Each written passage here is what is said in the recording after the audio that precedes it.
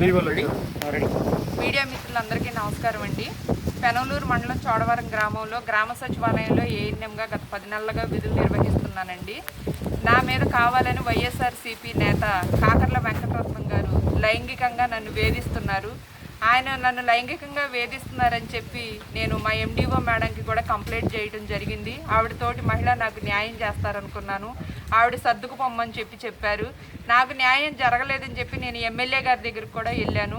MLA గారు కూడా చాలా పాజిటివ్గా రెస్పాండ్ అయ్యి నేను చూసుకుంటానమ్మా, నీకేం బాధ లేదు, వెళ్ళి జాగ్రత్తగా చేసుకో అన్నారు. కానీ తర్వాత ఏం జరిగిందో తెలీదు. నన్ను చోడవరం సచివాలయం నుంచి కానూరు 2 సచివాలయంకి ట్రాన్స్ఫర్ చేశారు.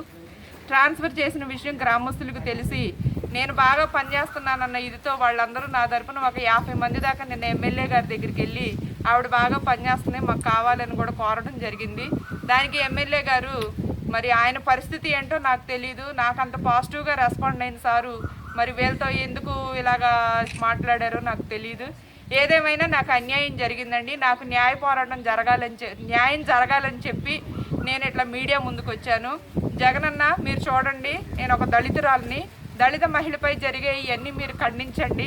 ముఖ్యంగా నేను చెప్పినటువంటి కాకర్ల వెంకటరత్నం, ఆయనకి సపోర్ట్గా ఉన్న మానికొండ సూర్యతేజ, మండూరు కోటేశ్వరరావు, ఈ ముగ్గురు కావాలని ఉద్దేశపూర్వకంగా ఇవన్నీ చేస్తున్నారు. జగనన్న మీరు ఇచ్చిన ఉద్యోగంలో బతుకుతున్నాం, మీరు ఈ విషయాన్ని పరిగణలోకి తీసుకొని నాకు న్యాయం జరగాలి. విచారణ జరిపించి నా తప్పుంటే నాకే శిక్ష వేయండి, వాళ్ళకి తప్పుంటే వాళ్ళకి. నాకైతే న్యాయం జరగాలి జగనన్న. న్యాయం జరగకపోతే మాత్రం నాకు ఫ్యామిలీ పరంగా ఉన్న పరిస్థితులను బట్టి ఆత్మహత్య చేసుకునే దారి తప్ప వేరే కనిపించట్లేదు. జగనన్న ఈ దళితురాలకి మీరే న్యాయం చేయాలి.